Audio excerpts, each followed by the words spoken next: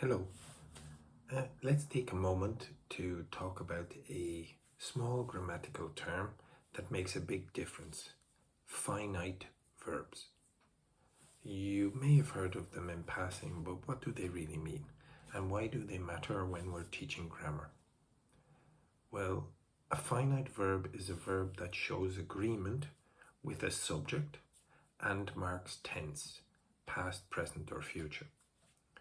Changes its form based on the subject and the time. Here's a simple example. Bob works for his father. Works is a finite verb. It shows the present tense and it agrees with the subject Bob, which is third person singular. Now look at this. Before working for his uncle, working is a verb, yes, but it's non-finite. It doesn't show us who is doing the action and it doesn't show us when. It's not marked for tense or subject. So how do you spot a finite verb? Ask yourself, does it agree with the subject and does it show tense? If the answer is yes to both, it's finite. Now, let's look at the difference between finite and non-finite verbs in a little bit more detail.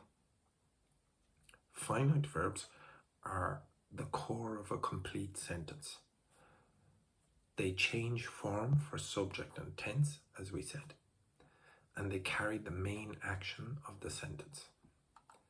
Non-finite verbs don't change for subject or tense.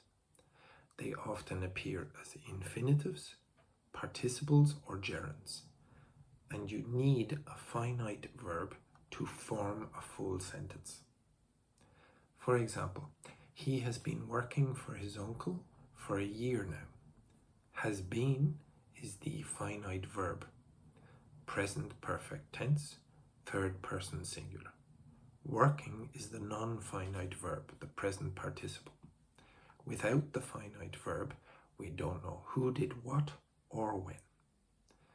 So why does it matter for learners?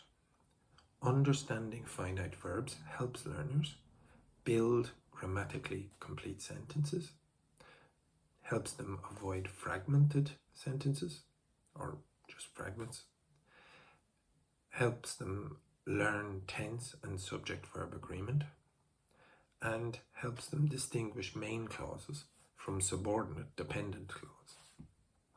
It also clarifies confusing areas like auxiliary verbs, verb phrases, and complex tenses. For example, before he worked for his uncle, he had been working for years before that. Both of these sentences start differently, but they rely on finite verbs to give structure and time.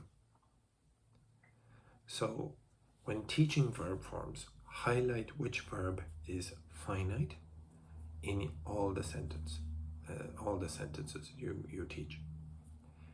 Show how it anchors the sentence in time and connects it to the subject. You can even do simple board activities, so underline the finite verbs in a paragraph or ask students to change the tense or the subject and notice what changes. It's a small term, but it unlocks a lot of understanding. So remember, every complete sentence needs a finite verb. It's what makes a clause a clause. Think of it as a grammatical engine. Without it, the sentence can't move. Anyway, thank you very much.